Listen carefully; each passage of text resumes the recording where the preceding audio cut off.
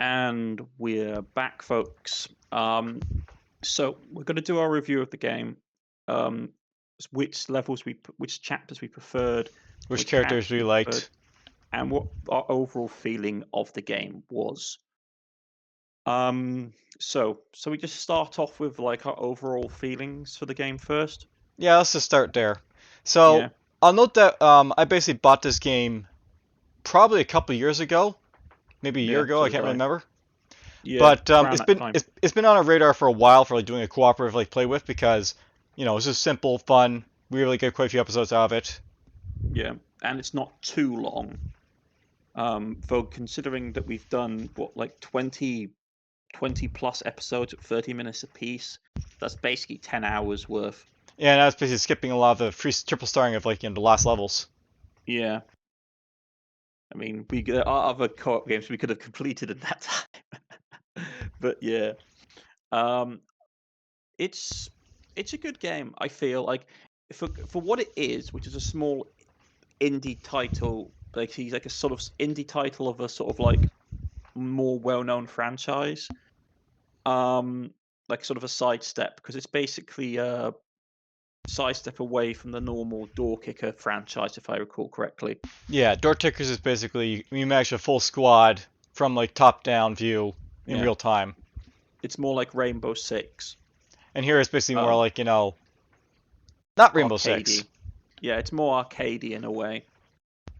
That's by Like design. yeah, it's also more sort of humorous. Well, I believe the original Door Kickers and Door Kickers 2 has much more sort of grounded in reality. It is. Um, but yeah, overall, I liked it. I think if I wasn't playing co-op, though, it would probably sort of get a bit repetitive in single player after a while. For And me, that's at and any that's rate, probably the main criticism. They'll probably have all the levels too. yeah. Um, because you've 100%ed the game, if I recall correctly. To facts, you've got all the achievements for Yeah. it. Not only that, I also went back last night to triple star all the professional DLC levels. So Yeah.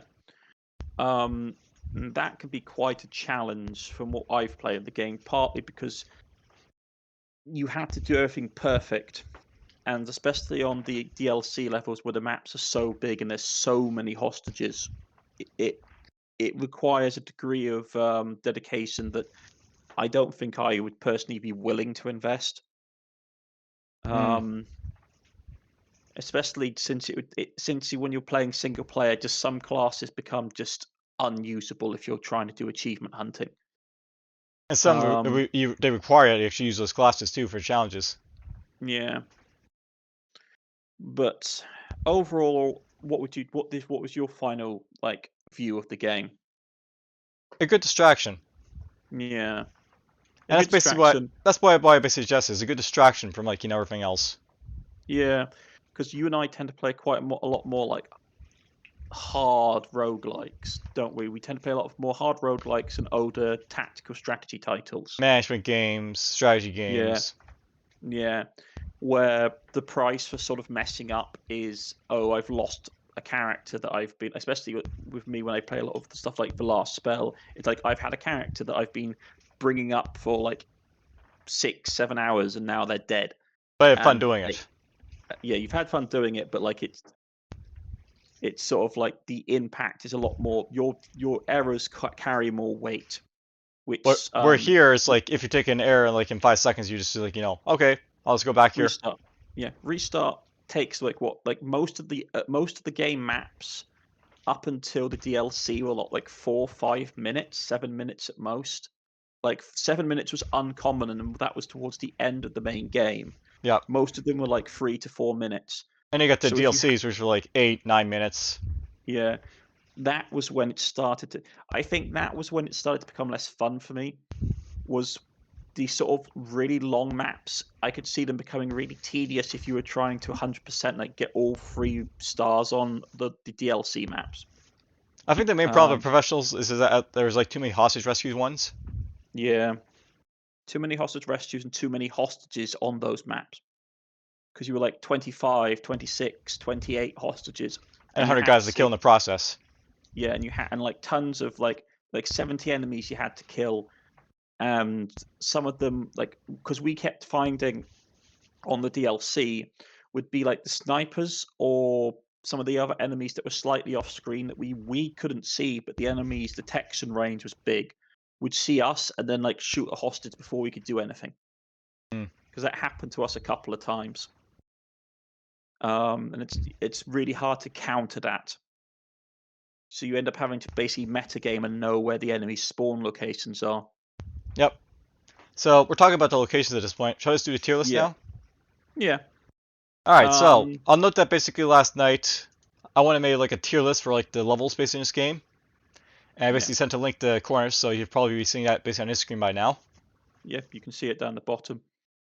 Basically, I have all those chapters listed from like 1 to 8. So you have Ganglang, the Radicals, Red Alert, the Big Apple, Cartel Territory, the Challenges, King of the Yeah, Slums, and then the DLC yeah, in that order. yeah. Shall we start off the first chapter? Yeah. Like first chapters is I think actually the first chapter is actually pretty. It's not a bad chapter for an intro story arc. It does what it needs to do, which is it introduces the core mechanics of the game. You don't have a ton of there's actually no difficult enemies really, and you can breeze through it fairly quickly, I mean, in my opinion. it teaches you the fact that like there's guys who can take hostages, or there's guys that will basically interact with hostages, I would say, but Yeah. it's not really doing anything too special. Yeah, if I remember correctly, the first level doesn't have the executioners, the hostage executioners. It just has the sort The of guys with the black hats, you mean? yeah. They're in the It first literally chapter. no, I mean the other ones, the ones that basically wear the bandanas. Oh, those guys with Uh, red hoods. They're like are they in like yeah, the Red Alert, or are they in like the Big Apple? I think it's Red Alert. I think it's Red Alert. They start turning up. Yeah, The kidnappers though, it's a nice way of doing it because the kidnappers don't shoot the hostages; they just hold them as human shields and shoot at you. yeah, So it gives you more time to sort of deal with it, and it's a nice way of being introduced to okay, this unit will interact negatively with a hostage. This is how I have to deal with it. yeah. So I'd probably put it at like the first level. I'd probably put either in a B or a like A category. I mean, it's not mediocre. It's nice, straightforward, and it does what it needs to do, which teaches you how to play the game and how the basic like enemy types work Yeah. in the game. I'd put it at B tier because even Yeah, though it does teach you the game, I found it just a little bit too slow in the beginning. Like you're basically yeah, given like two enemies to deal with at the start. Like you have the white guys that are a little pistol, and the guys with knives.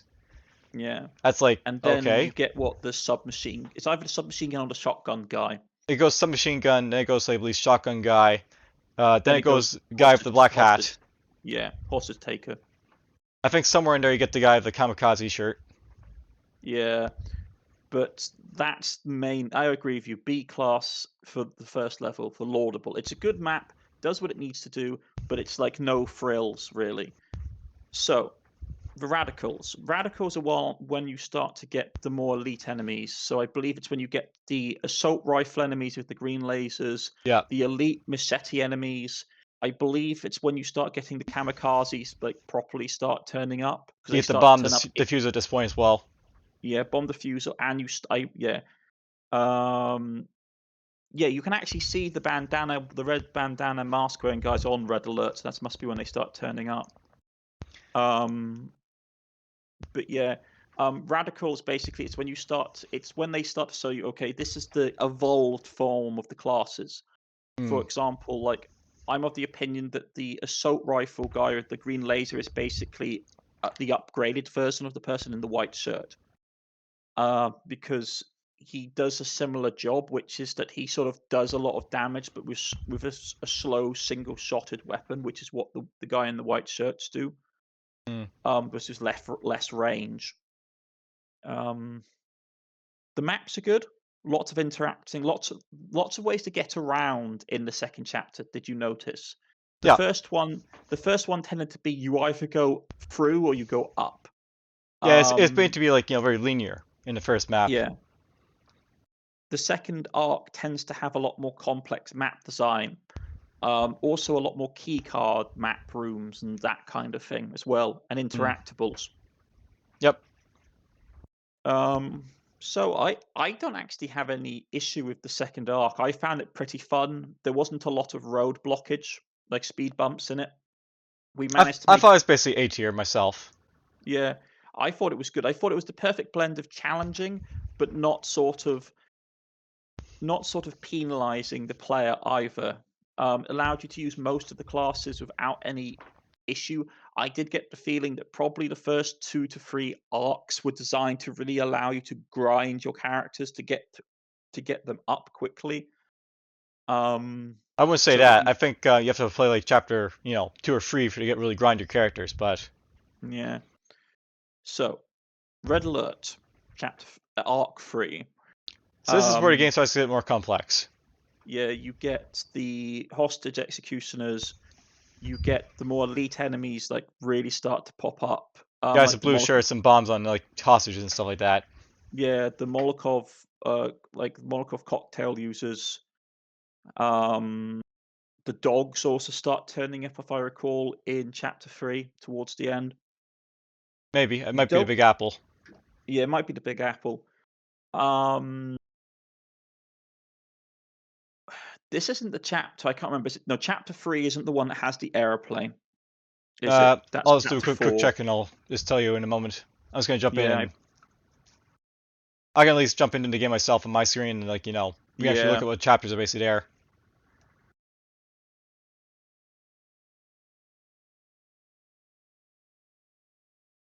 That's actually something to note, by the way, that I both like and dislike about this game is its progression, like how fast it is. Yeah. I mean, it makes sense considering that most story arcs have 12 missions. You wouldn't want them to be like every mission to be like 8-10 minutes long because you're looking at an hour, basically an hour and a half for each story arc to complete everything. And that's without replay.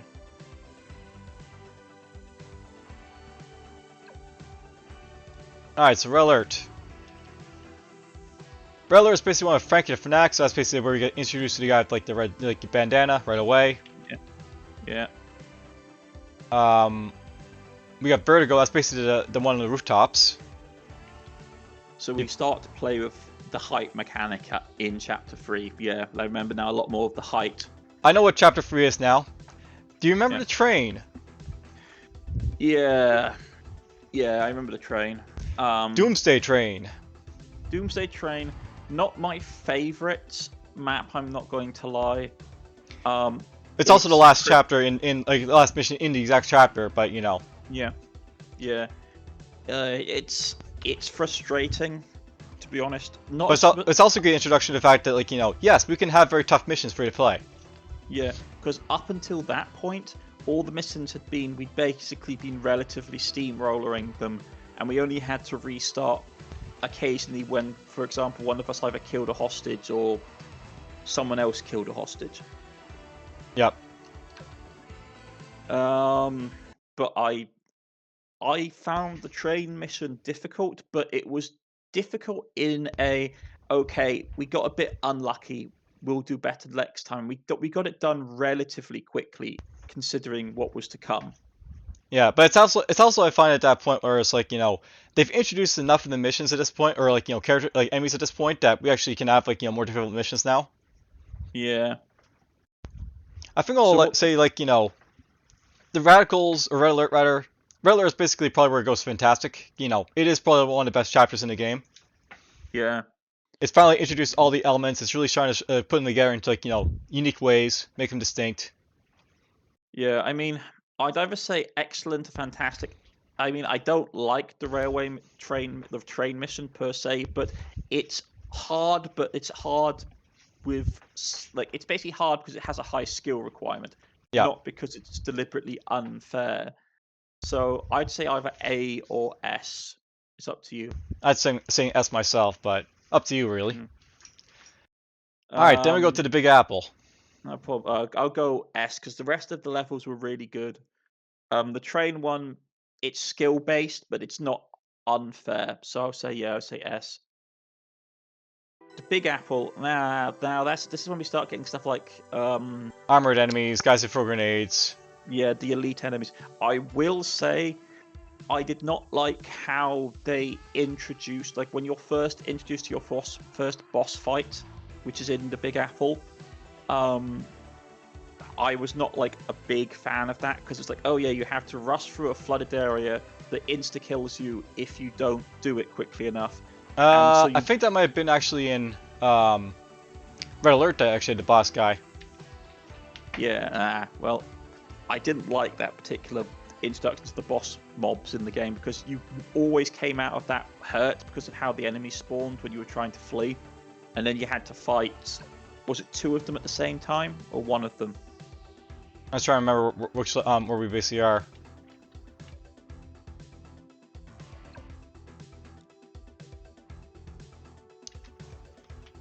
I think with like chapter 4, which are basically on the Big Apple, that's got the bank heist. It's got like the vacations or resorts type of things.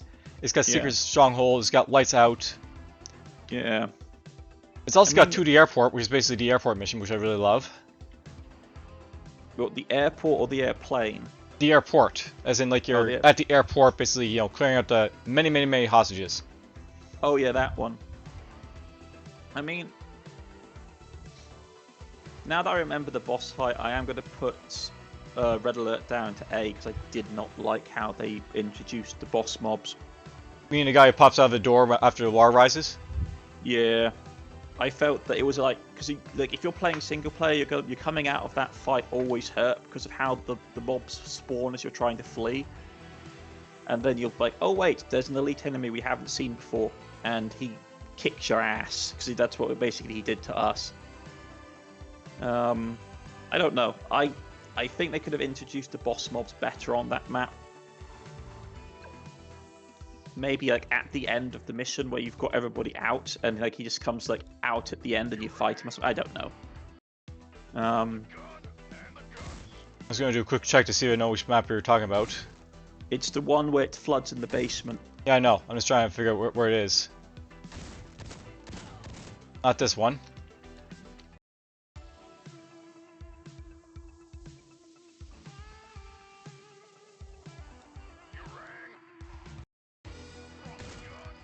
That's the thing about it, like, not all these missions are exactly like labeled as to what they basically are. No, they're not. That's also, that's one of the things I disliked as well, is the fact is you can't go out to the mission screen menu again. If you're in the game, it auto progresses. You can't pop out and pick or go back to a different mission. You have to cancel like the run you're doing and then rehost the game. Yeah. To basically, which is a bit annoying when you want to basically say, okay, what are the types of missions coming up?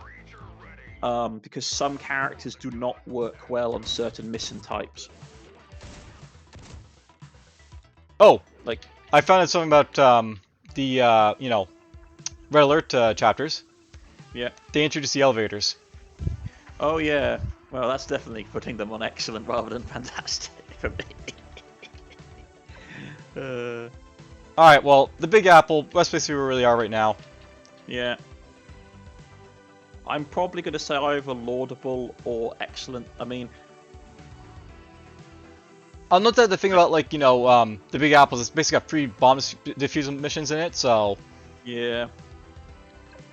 We've gone up from basically having, like, 1 in, like, the second chapter, 2 in, like, the third, now we're at, like, 3 in the fourth. Yeah. I would say excellent. I mean, like, it was a solid chapter, like a solid story arc overall.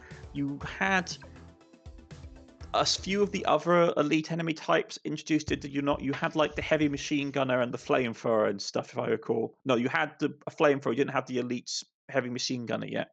I think with like chapter 4, the Big Apple, the only thing I really dislike about it is that it felt a little bit bland. Like, is this basically all about the decorum rather than anything else? Wasn't the Big Apple also where you started to get like the sneaks, like the snitches, and nope, that's in Cartel. But it basically, like, the thing about Big Apple is that it wasn't really introducing a whole lot of like really new elements. It's basically just like no. heavy armor enemies basically. Yeah, true. Oh, because you got the guys in black that had the submachine guns that open doors. That's also in cartel territory. Is it? Oh, okay. So I mean, I'm gonna say like the Big Apple's basically sort of like a carryover chapter. Yeah. I mean, the So missions were what? basically like maybe. Well, I'm gonna say it's laudable. The feel with the Big Yeah, Apples okay. that's not really doing anything really new or interesting. Yeah. It's just giving like guys armor. That's basically all it does. I mean, now that I think about it, I think I will put Red Alert back up to Fantastic because as much as I disliked how the boss mobs were introduced, it still was actually a fairly good map It at least overall. introduced a boss enemy to actually fight. Yeah. So, cartel territory. This is where we start to get a lot of the sort of more elite troops. We get a lot more arrest warrants as well, if I recall, The in cartel territory cartel. basically has 3 arrest warrants in it, Yeah. as We opposed to get like one in basically like the Big Apple. There's none in like chapter 3. So this is basically, yeah. So this is where the arrest warrants really start to kick off. We get the dogs. We get sort of like the revolver carrying goons, which are the upgrade to the white shirts. We get the snitches. You get a lot of the more heavy machine gunner users. You get a lot more upgraded elite enemies. You know what's good about cartel territory? There's only The maps, four hostage missions. yeah, and the maps look quite pretty as well. To be honest, it's a nice the color. If you look at them, if you look at the picture at the bottom that shows the maps, the actual like color palette is a lot more brighter in Cartel. It goes from being like drab grey to being quite bright and colorful, which is nice. There's just one thing to note basically about chapter 5. Flying Yeah, high. but yeah, that really, I will admit that spoilt the chapter for me. I really hate that mission. I With mean, the if you're trying to triple start, yeah, it's gonna be annoying. yeah, I hate it because it made it it makes you feel that the developers were deliberately trying to make it sort of nearly impossible to get full stars, because the closer you get to the front of the plane, the more enemies that you have to have really quick reactions with. Like you have like a kidnapper, an executioner, and then you have the suicide vest detonator alongside another kidnapper in the back who will shoot as soon as you get too close.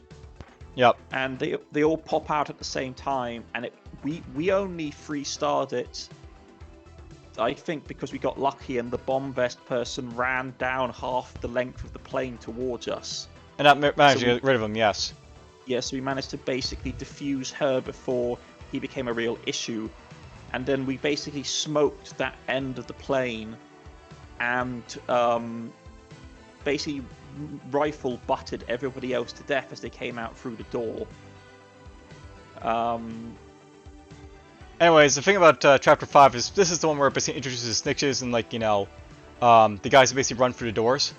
Yeah, so there was lots of really nice elements, and the maps were nice to look at and were pretty. But, I'm also pretty sure this is the one that introduces the dogs as well. Yeah, it is, because you can see the dogs on the screen.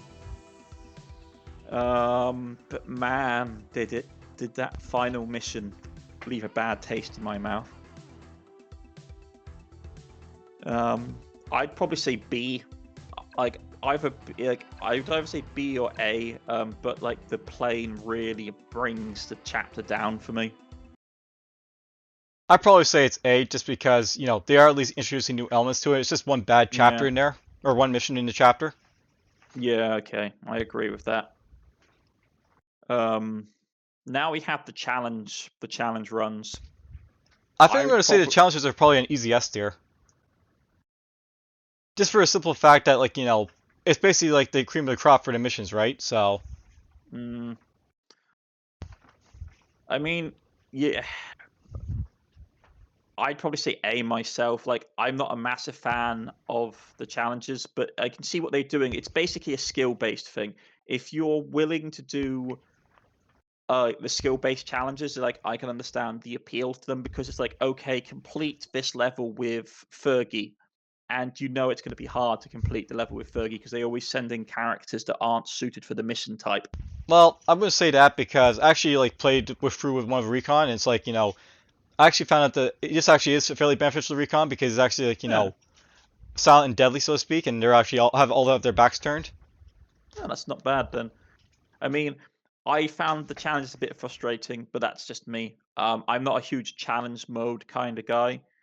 But I'd probably say A myself, but you're probably going to want to put S. Yep. And I Um, also know something as well, by the way. Graveyard Surprise. yeah, actually, that is a good point. The zombies pop up in the challenge mode there, don't they? Yep. So basically, the That, zombies were like only really like found in like the challenges like chapter. yeah, Basically, like the one I basically have highlighted on my screen here, Graveyard Surprise, is where like you have a very long level of lots of zombies to basically fight. yeah. I mean, I probably say it's an excellent one. I won't put it S because I'm not a massive like challenge fan in games myself. There's also So the other not train mission one as well. yeah, that one as well. The one with like zombies on it. Yeah. Okay, then we've got King of the Shams, or King of the Slums. I don't know how I feel about that arc. Um, I know. I'm gonna say it's D, deficient. yeah, I mean, a lot of like some of the maps are just unpleasant to play through. They're really sort of turn overhead, and the Hey, look, we introduction have 80 of knife wielders ready to fight. yeah, 80 knife wielders, or the enemy that basically just regens constantly, The which is boss, not yeah. he's not fun to fight. The other elite, like the other boss mobs are fun to fight. He's just tedious because he does tons of damage at close range, and he has a revolver that's really powerful, and he just spawn heals himself constantly. Hmm.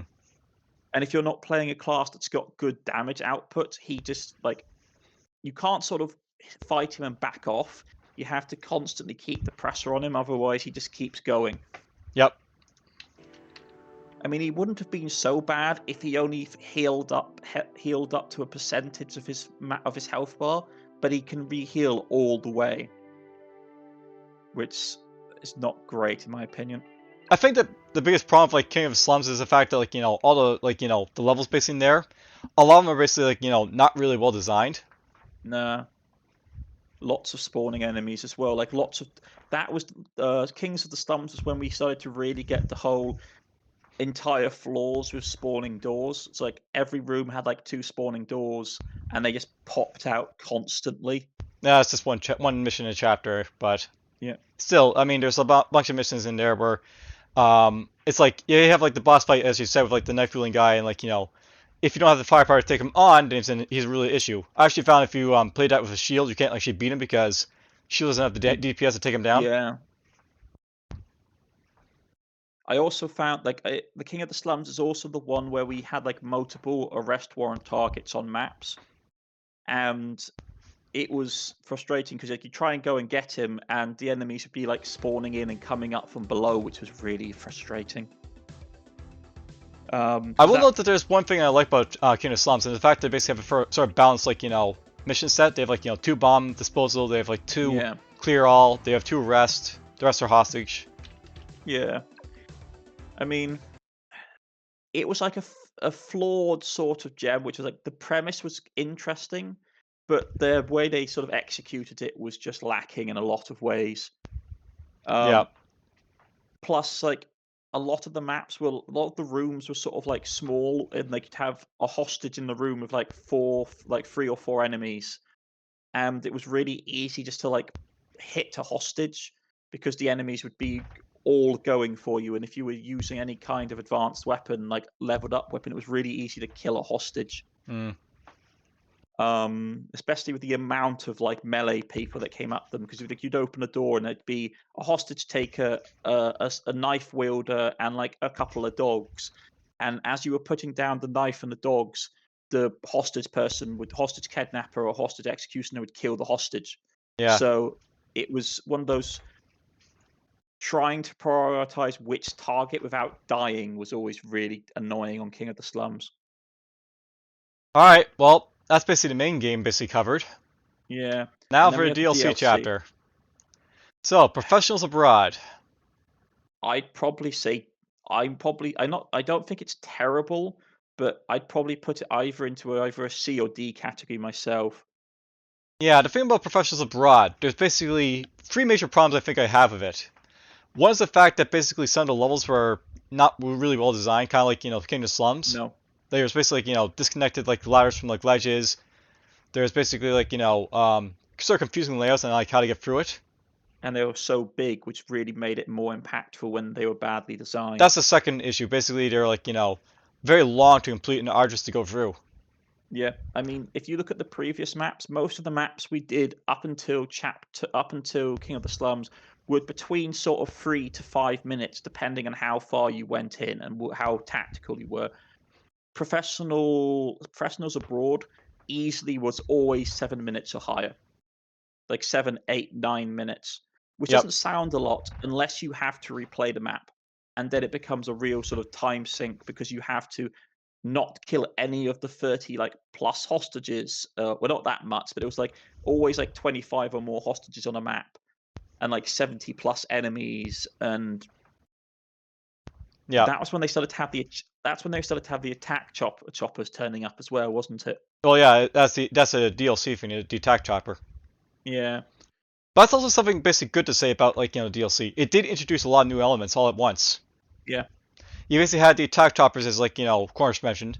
You also have like a new damaging like type of enemy like sniper that he's a little bit inaccurate, but he does a lot of damage if he hits you.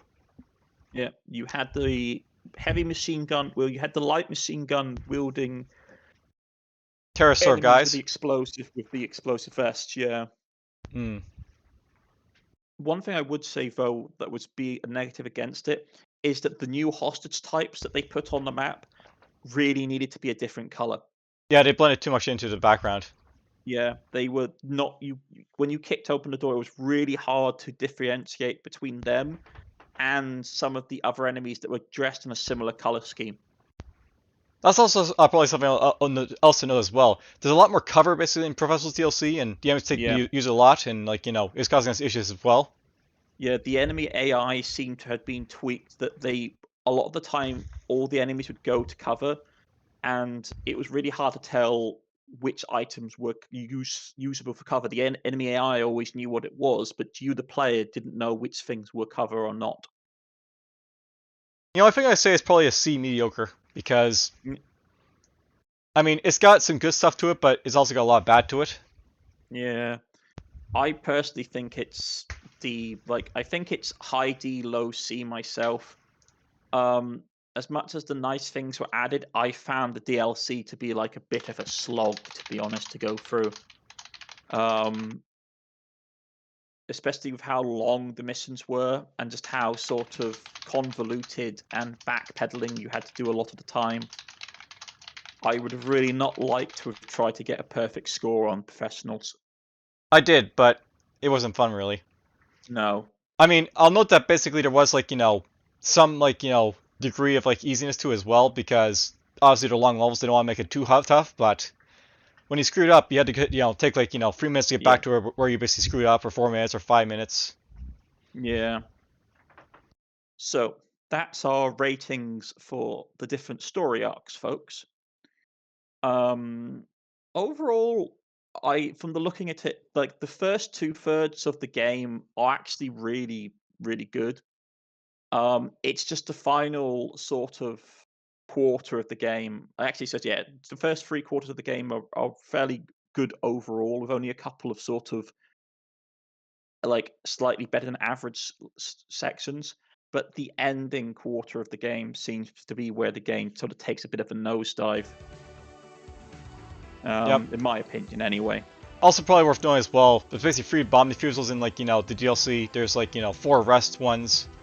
Yeah, There's only one like clear all. Technically two if you want to be like technical, but whatever. yeah. All right. But Well, that's yes, basically all the what all do the you call it? maps. Missions. Yeah, Let's talk about the characters we play with. yeah. Probably, I would say I've played most of the classes. The only class I didn't really play with two classes I didn't really play was Fergie and Recon, but I saw you play enough of them to get an opinion. Hmm. Um, I really liked for like A class tier. I really think that um, off-duty cop is like a really he's really good. Even in the late game, if in co-op, off-duty cop is really powerful because he just floors all the weak enemies that spawn constantly. And if you do an aim shot, he can still take down a lot of the heavy armored enemies as well, just not the really elite ones. Hmm. I was currently editing this guy's list. I'll not just like list that with like the squad characters. I didn't actually make this one, Okay. so someone else made this one. Anyhow, I basically like reorganized like the list myself, so I basically have like an S, A, B, C, D, F tier for like this one. I'd probably Yeah. say off duty is probably at like an A tier class hero, Yeah. just because he has like the thing about like off duty guys is actually like he's a gimmick character, but he's also a very interesting gimmick character. Yeah, he is. He's powerful as well. He is powerful until like you get like really strong like AP enemies or something like that. Yeah, but that only turns up and from what we saw from playing was that as long as you combined him with a good character in co-op, he could still really carry his weight. Yeah. And just sort of So like, I mean, going into the game here to show off like what off-duty guy basically has going for him. So it's worth noting that this guy basically has like only a few weapons, but they're all really good weapons. yeah. I mean, his specials aren't anything to really go talk home about, and his character abilities, some of them aren't great, but overall, he's actually I put him like because I'm still using the A to D setup for the tier system that I've got, so I'm putting him in like A category. Hmm.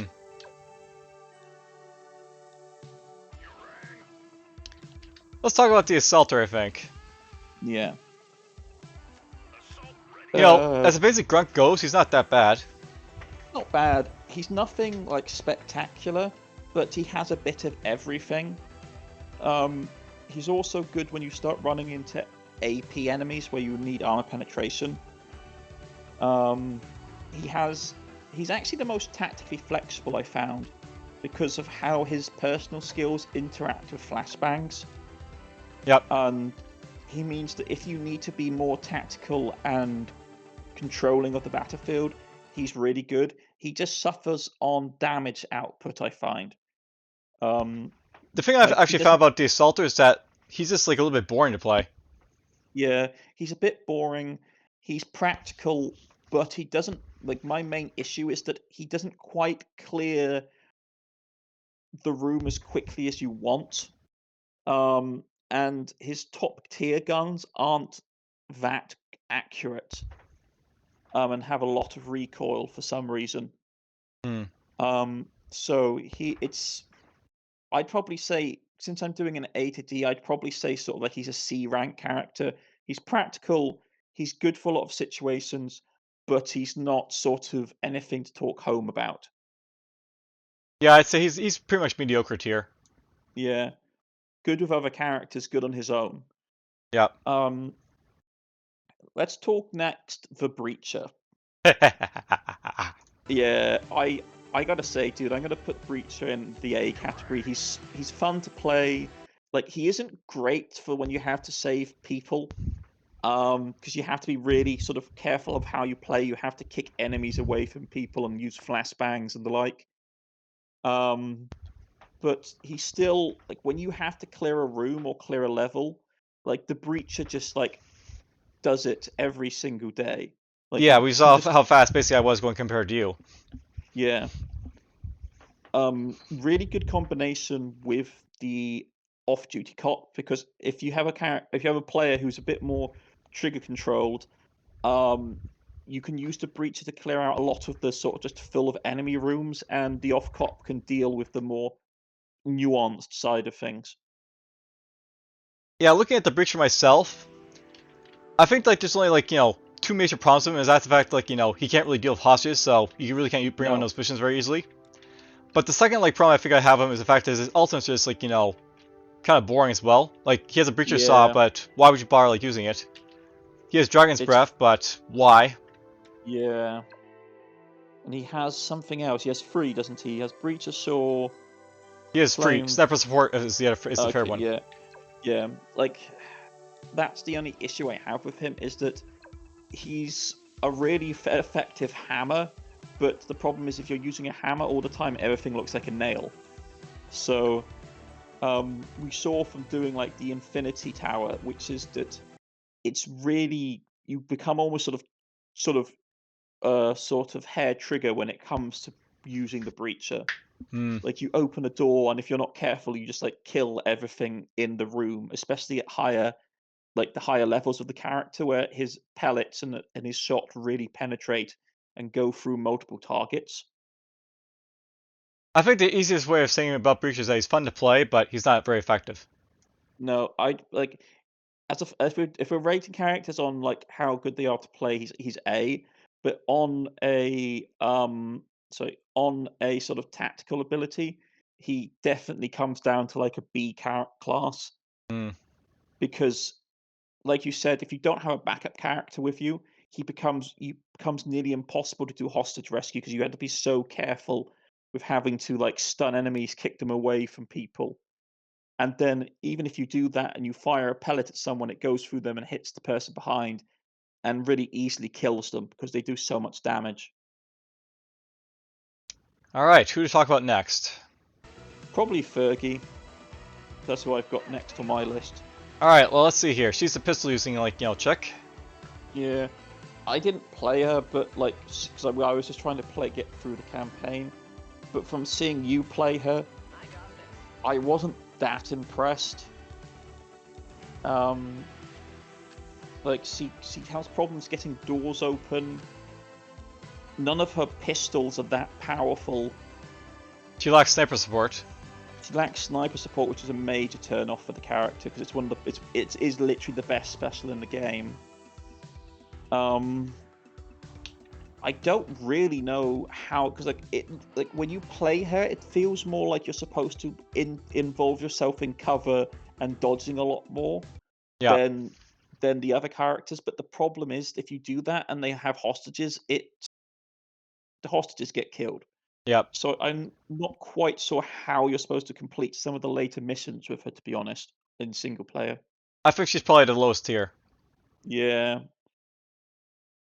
she seems more like a skill challenge than an actual sort of proper character to play through the campaign with. Well, that's probably to be expected because there is difficulties attached to these guys. So Yeah, I'll note that Assaulter's easy, Breacher's LOL, Shield is medium, Agent Fergie's hard, Recon's medium, Off-Duty guy's medium.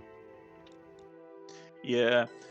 I mean, but like I've just found Fergie to be sort of a bit of like a wet towel of a character, like a wet squib. See, none of her stuff was basically good. Like her weapons weren't great, and it felt more like you were relying more on sort of like RNG to sort of get through some of the encounters if you were playing single player with her than it would be otherwise. All right, Sheila Recon. Probably Shielder, because Shielder for me is straight out like a B class. Like he's really good. They're really good character. Like really good combo character with a lot of other classes as well. Hmm. Like he works well with assault, with off duty, with I wouldn't say with recon, but he works really well with breacher as well. Only downside I have about Shielder from playing him and seeing you play him, he lacks firepower. That's the one issue, but I mean, she's offensive, not offensive, so No, that's to be expected. yeah. I mean, but the problem with that is that, as you said, there's certain maps where there are enemies that the Shielder cannot beat on his own. Certain enemy and boss types that make it either really hard or impossible to beat. Um, Now so I that will actually say though that even despite all those weaknesses, I do consider Shield class to be the S tier class in this game. Just for yeah, the simple fact that because she has that luxury of the big shield, she can actually start planning out how to basically gauge a room. yeah, I will agree with that. Like I'm, it's a toss up for me between B and A class. I probably put them in A class because tactically they're so useful in combination with other characters and on their own, Mm. um, that it probably sways me to that category. Yeah, who remembers when I basically took shield alone against the the big guy, the revolver who goes Yeah, on his foot. yeah. I mean, that shows you how good they are, especially higher end with the more better equipment and skills. Now we come to recon. Where to put recon? Recon, yeah, recon is a weird class for me. Um, they're from what I've seen, they're really a co-op class rather than a solo class. You can play him solo. It's not very effective. No, like they have, I think they have like the out of the entire game, they probably have the weakest weapons. Well, the thing Um, about the recon character is that he's got some machine guns, and they've only got like half the range of everyone else. yeah, and they don't really have great AP, and they don't do a ton of damage. No, Um, but what he basically lacks in damage output, he has really powerful versatility when it comes to figuring out where you are on the map and what you're facing. mm. Like if you're on the later levels, if we were trying to go full star on all the missions, we'd probably have to have taken recon, just so that we knew exactly, because all the rooms were dark. As you get further into the game, you have less and less visibility on the map, and having a character that can actually see what you're doing is really, really useful. I think in regards to recon, he is sort of useful, like cooperatively, but Yeah, by himself, he's just like a little bit weak. I mean, yeah, his spy cameras can give him a sort of a jump on like what the enemies are basically doing and stuff like that, but that's really yeah, all he really has going for him. He does have very good armor though. I will say that about him. He's a little bit faster than the other characters because his like radar armor basically is like doesn't have like speed detriment attached to it. yeah. So I think like he's probably like a C class then. Like he's the same as a Soto, which is that Well, I'd say he's weaker than a Salter. better than a Soto. Yeah, okay, maybe B then. Which is that in co-op he's really powerful because he can work with pretty much every character to make the run much more successful and more likely to succeed without you having to memorize the maps. I'd say he's probably weaker than a Salter actually myself. Yeah, The thing about recon is that like yes, you could basically bring him like with like other like characters, but would you be better off using other characters in co-op is a thing, right? So yeah, I suppose. Yeah, I'd say D then. He's very like and even then, like as you said, his equipment, which is like he's primarily a support character. Even then, his support equipment, you're really only taking him for his ability to like his item that allows him to look into other rooms. You're not taking him for the sensibles or whatever he sort of has as his class sort of special gimmicks. You're taking him purely for the sort of ability to scout ahead. And even his specials aren't that great. Like you get basically like a sniper rifle, which I wasn't that impressed with. I found out that basically the thing about that marksman rifle is that it's basically got very good AP penetration, but you have to basically like wait like a second for it to basically like fully charge. So it's basically an anti-boss gun. Sort of, yeah. You can also Yeah. basically sort of like hit like targets that are basically not necessarily in your line of view as well, but it's not a very big line of sight, so No, that's too much of a drawback to have something like that when you can have sniper support, which is just, if anything, I would say that sniper support is probably too powerful in this game. it is. It makes all of the other abilities it makes all the other abilities sort of half baked as a result. The only one that's slightly better, not better, but the only one that's slightly sort of like in counterbalance to sniper support is the sort of infinity Twinkie for the off-duty cop, just because it allows you to sort of eat it and get out of terrible situations. Or like, survives terrible situations. Yeah. So on my screen, I've got the three best classes to play are off-duty cop, breacher, and shielder, which were ironically the three that we tended to play the most Yep. throughout the campaign. And then we've got Assault as a solid middle class. I found that he sort of dropped off in efficiency the later we went into the game. Mm. So that's why I sort of stopped playing him and moved over to Off-Duty Cop. Then we've got Recon, who's very sort of he's really co-op minded, I think, as a character, and is pretty weak, so he doesn't carry his weight greatly in combat. Yep. And then at the bottom, that should be E. They've got two Ds. So At the very right bottom, be bottom Fergie. yeah, it's Fergie. You know, if they made like a Door Kickers Action Squad 2 and they have like maybe 4 players, and they have like this like sort of setup again, I think Recon would actually shine a lot better because in a 4-man Yeah. team you'd be a lot stronger. Yeah, this is the thing. Recon gets better the more players you have because it basically allows you to have more flexible roles. Hmm. This in this, like, he's useful, but the other character ends up having to do a lot of the heavy lifting, especially when it comes to. We ended up doing a lot more tactical sniping, like the assisted sniping abilities when we had him, because his weapon wasn't guaranteed to put the enemies down quickly. So when we had to clear a room and there was like multiple hostages, we had to sort of save up our points to get the sort of assisted sniping ability, just to guarantee that we could kill everybody quickly. Alright, well that's basically how we rate the levels and the characters, I guess. Yeah. And we've given our general overview of the game, but just to summarize, for me anyway, it's a good game. A nice way of passing the time if you don't want something that's very tactical. You want to play with friends. And you want to play with friends as well, because Lord knows there's not a lot of good co-op games left anymore. We did have some connection issues. Yeah, but that may have been due to the internet rather than the game itself. Yeah. But overall, I would solidly recommend this game. And I think the price for it is actually fairly reasonable. I can't remember exactly what it was now, but I didn't spend more than a couple of pounds on it. I think like £4 or £5 with Well, we can always discount. just look it up right away, so... Door Kickers, Action Squad, Steam. It's right now 75% off, so... It's showing like, $5 for, just it. Yeah.